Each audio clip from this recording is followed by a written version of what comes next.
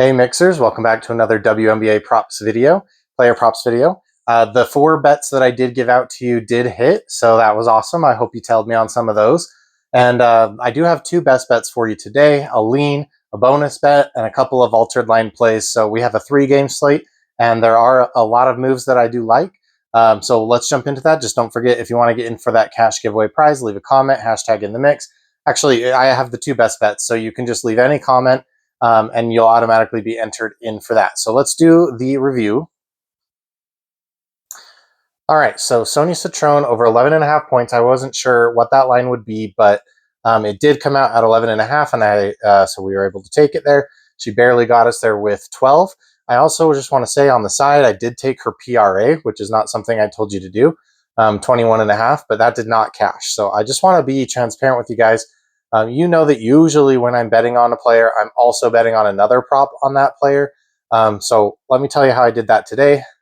Natasha Howard over 7.5 points. She had 13. I also bet over her normal line because it dropped to 9.5. It was 10.5, and then it dropped to 9.5. So I love getting that 10 or that 12 or that 14. You know, I love getting that even number. Like, I love the line being at an odd number.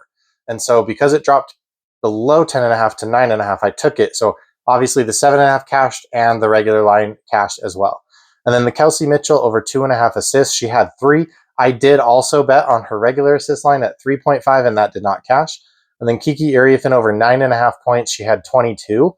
I did not bet the regular line on this one, but I did tell you in the video that you should think about betting a double-double for her. And I did bet that double-double. So here is that slip with the double-double. I got about 5x on this slip. And so that was awesome. Yeah, I was seeing it. I told you, I think I wasn't sure what the odds would need to be for me to bet it, but I was seeing it at plus 200. And so I took it. And then the leans, I did horrible on the game calls today. I just had the Sparks money line, which did hit. Fever money line didn't hit. Obviously, the spreads did not hit. And then the both games went under the total. So I was horrible on those calls. But the whole point of this is for me to track these decisions that I'm making, because I've never really bet on game totals and spreads before in the WNBA, because I'm not allowed to in my state. So I'm just trying to track this for my own knowledge, so that next year I'll be prepared for that. Also, I want you guys to know what I'm thinking about what I think is going to happen in the game. So let's jump into the games for tomorrow. The Dream at the Sun is the first one here. The Dream are 14-6 against the spread away, and the Sun are 11-8 against the spread at home. So these are 2 good against the spread teams in their situations that they're in. But I'm taking the Dream here. I'm taking the Dream on the money line. I'm taking the Dream on the spread. 10.5 is what I saw. And then I'm taking the under 159.5. I know the Sun are at home, so they should be able to put up some points here on the Dream. But I don't think it's going to be that much. I don't think this game is going to matter. I don't have any bets in this game. Although I don't think that there's a few spots that I don't think are terrible. Like, for instance, I think I like Ryan Howard over 3.5 rebounds. It's a reduced payout, but I'm liking that one. If it's not completely reduced, it's a goblin, but some of the goblins pay better than some of the other goblins. So if you compare that with a regular pick and get 2.25, I think that's a decent payout for Ryan Howard over her 3.5 rebounds. Next game here is Wings at the Lynx. The Lynx are 9-10 against the spread in away games. I mean the Wings, sorry. And then the Lynx are 12-8-1 against the spread at home. And so I'm taking the Lynx on the money line. I'm taking the Wings plus 16. The reason I'm doing that is because when the Lynx play at home, it tends to be very, very low scoring games. So that would get us barely over this plus 16 line. I'm seeing it at 14.5, 15.5, and at 16. So depending on, which book you bet it on, you should be able to get this 16 number. And then under the 168.5, I just don't know how the Wings score. Lately, every single team has just been double and triple teaming Paige, and that has caused them to not be able to put points on the board. And so I think the Lynx are just going to do the same thing as well. They've seen those games too, just like we have, and they're not going to let Paige score. Her line is all the way down at 16.5, where it's been at 19.5 for the last several weeks. So it's tempting to me to go in on Paige because she does play better. She scores more away, but she rebounds and assists better at home. And so it's tempting for me to go in on her points, but I'm just not going to do it. I'm just going to avoid this game as well. And then all of my props are from this Sparks and Storm game, which I do expect to be a good game because both of these teams really need this win. The Sparks only have, so many games left for them to try to make the playoffs, and the Storm could easily fall out of the playoffs if the Fever play well and the Storm don't and lose out, and then the Sparks take the Storm spot in the playoffs. So the Sparks are 9-7-1 against the spread away, and the Storm are 5-14 against the spread at home. So that's not good for the spread. So I'm just taking the Sparks to win this game and the Sparks plus 6.5.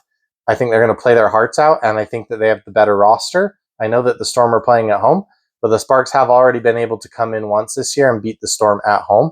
So I'm taking the money line, the spread for the Sparks, and I'm taking the over 174.5. One of these games against these two teams did go into overtime, and that was a very high-scoring game. And then the other game, there was a game where the Los Angeles Sparks got really blown out by the Storm, and Kelsey Plum was not playing in that game. So it made a huge difference to not have her on the court there. Obviously, I don't think that's going to happen this time because Kelsey Plum should play. All right, jumping into the player props, I like Gabby Williams. Over 18.5 PRA, I think, is fine. Let me explain these graphs here. So the first one here, she's over in 50% of games with Brittany Sykes on the team. That's this first graph. The second graph here, she's over in 100% of games with Brittany Sykes on the team that are played at home in Seattle. She has always defended, Seattle, the home court. And so even with Sykes on the court, she's been able to hit this line. And then in the head-to-heads against the Sparks, she was able to hit it in the first two games, which one was at home and one was away. And then this third game was an away game against the Sparks. And Brittany Sykes was on the team. So she was on the team by then. And that was an away game.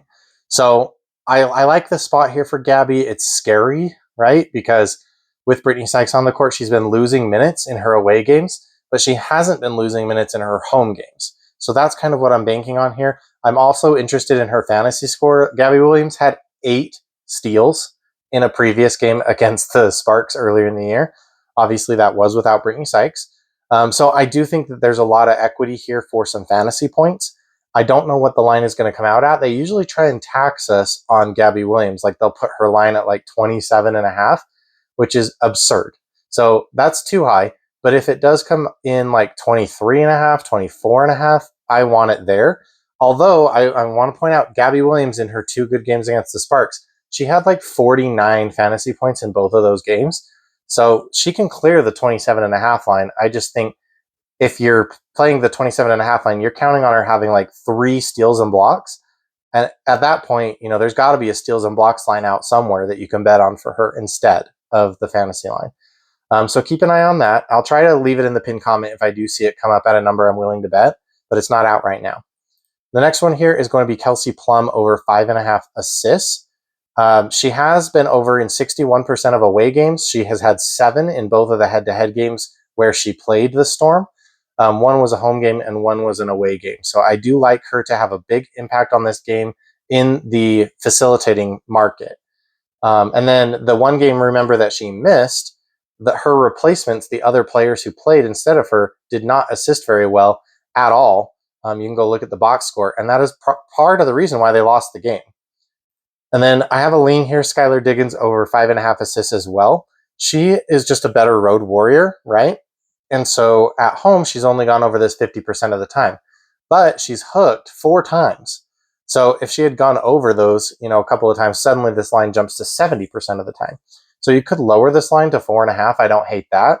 But I might still just play it at the 5.5. I don't know. I don't know if I'm going to bet this lean or not because I have a bonus bet on Skylar Diggins that I probably will be playing. So I don't know if I'm going to play both. But head to head, she had 7, 6, and 6. So head to head, she's been over this line all 3 times. And then the alt lines here, I have 2 of those for you. Nneka Ogwumike over 14.5 points. We're going straight back to her. This cash first easily in the last game. She had 20. So we could have played her normal line, but her line is very high. And so I would just rather take this lower line. She's over 90% of the time at home, and she's over head to head 3 out of 3 times. So 100% of the time. And then I like De'Erica Hamby on the other side of the ball for over 5.5 rebounds. She's over in 95% of home games. That stat is just insane. And she just had 12, I think, tonight against the Mystics. I had to chalk that in because the data hadn't updated yet. But yeah, these are some insane altered lines for NECA and for Dearica Hamby that should easily hit. You should be able to pair these up. Maybe you take like, I said I have a bonus bet coming up. Let's just talk about that and then I'll tell you more. So the bonus bet is Skylar Diggins over 1.5 3-pointers. She has terrible hit rates that are under 20% at home this year, but all 3 head-to-head games with the Sparks, she has cleared this line easily. So you're getting this at about like plus 150 if you were to look on a traditional sports book. So I'm interested in taking a prop like this, pairing it with a Dearica Hamby over 5.5 rebounds prop and getting to 3x with that. It's just a 2-man, gets me to 3x. That's something I'm probably interested in doing. All right, guys, so let's quickly review all of that. I know this end screen is a bit messy, but you guys are smart, so I know you can figure it out. I'm confident in you. So we're taking for the 2 best bets, Gabby Williams over 18.5 PRA. We're also keeping in mind her fantasy score. 27.5 is kind of that key number where if it's anywhere below that, I kind of probably want to take it. I'm hoping for 23, 24.5. But realistically, they're probably going to give us around 27.5. And I may or may not take it there. I don't know. If they give us a steals and blocks prop, like over 2.5 steals and blocks, I may take that instead. And then Kelsey Plum over 5.5 assists. So those are the 2 best bets. The one lean, Skylar Diggins over 5.5 assists. I also don't mind if you drop that down to 4.5 assists and take that over. The alt lines, Nneka Ogwumike over 14.5 points, and then Dearica Hamby over 5.5 rebounds. And then a bonus bet, Skylar Diggins over 1.5 3-pointers made. So I've got a lot of different categories for you today, but all of these bets are in that Storm and Sparks game. So if you have some bets in those other 2 games that you love, that you think I'm just overlooking, please let me know. I'll take a look at them. I just don't like the Sun. They're on my ban list. I don't like the Wings. They've been playing so badly with Paige being double and triple teamed. And so I think those both games are just going to be terrible. It's a really good team. The 2 best teams in the league going up against the 2 worst teams in the league. I hate that. So tell me what you're seeing, though, and I'll take a look at it. To get into the mix for today, you can leave any comment since we just have the 2 best bets. Hopefully these will hit for us, and then we can give away some cash tomorrow in tomorrow's video. Thanks, guys.